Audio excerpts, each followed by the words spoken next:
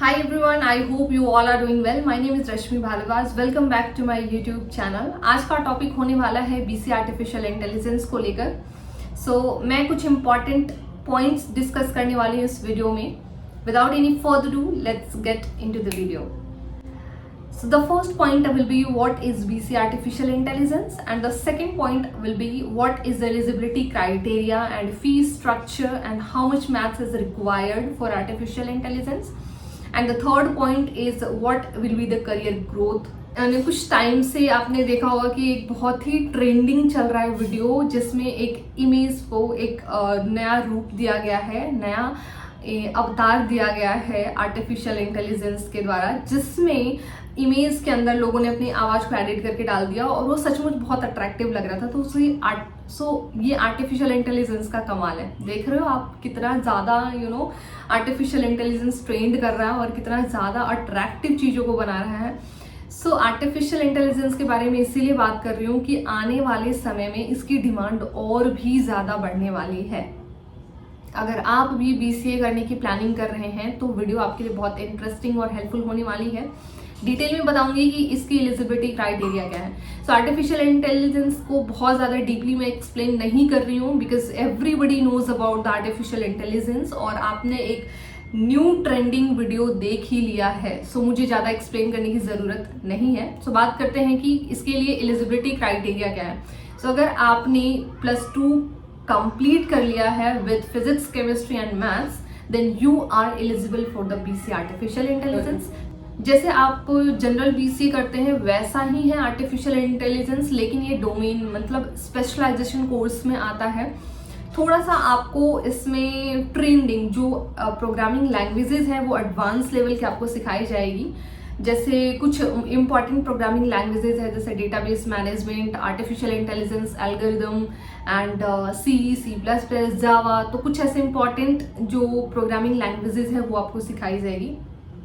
Maths क्यों required है artificial intelligence के लिए ये भी मैं आपको बता देती हूँ, क्योंकि इसमें एल्गोरिदम आपको सॉल्व करने होंगे. उसके लिए आपको थोड़ा सा लॉजिकली वर्क करना होगा. एल्गोरिदम को सॉल्व करने के लिए है ना आपको स्टैटिस्टिक्स एंड प्रोबेबिलिटी जैसे सब्जेक्ट्स आने चाहिए.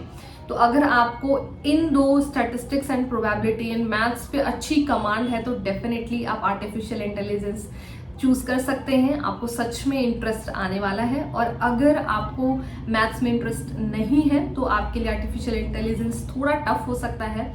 कुछ स्टूडेंट्स जो कॉमर्स स्ट्रीम से हैं वो भी कर सकते हैं AI, लेकिन उनके साथ एक कंडीशन है कि कॉमर्स के साथ साथ आपके पास मैथ्स और स्टैटिस्टिक्स जैसे सब्जेक्ट्स होनी चाहिए, क्योंकि आपको वहाँ पर एल्गोरिदम सॉल्व करने होंगे और जब तक आपकी मैथ्स अच्छी नहीं होगी आप एल्गोरिदम सॉल्व नहीं कर पाएंगे.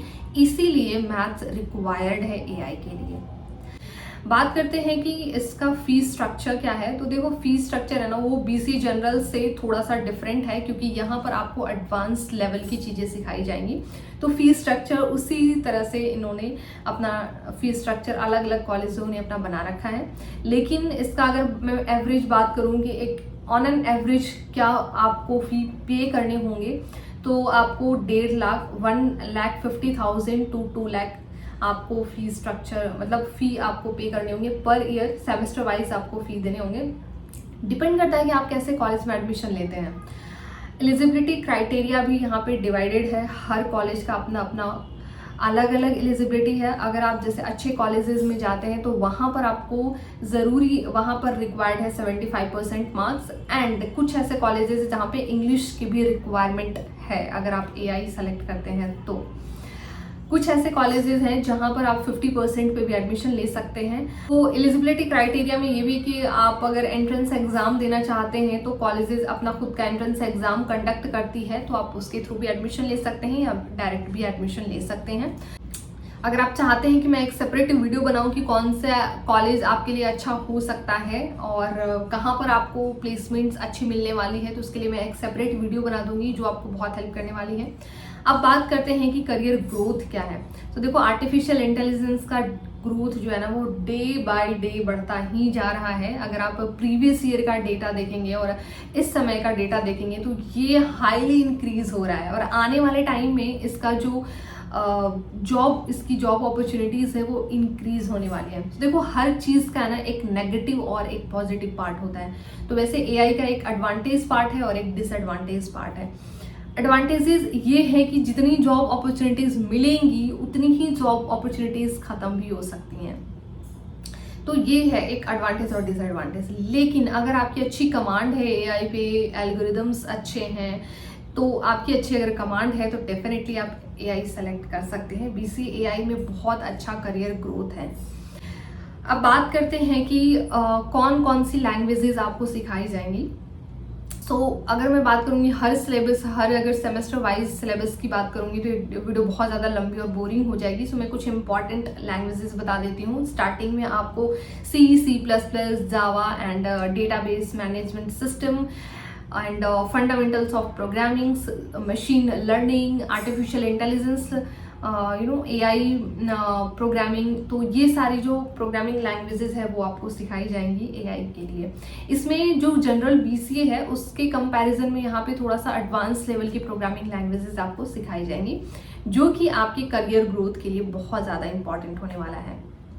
एक चीज़ और भी बताना चाहूँगी कि जिस तरह से आप प्रोग्रामिंग लैंग्वेज को सीखने में अपने आप को इन्वॉल्व कर रहे हैं ना, उसमें थोड़ा सा टाइम निकाल के आप अपने कम्युनिकेशन स्किल्स को भी अगर डेवलप करते हैं, अच्छी कर लेते हैं, तो ये आपको हेल्प करने वाला है इंटरव्यू प्रोसेस में।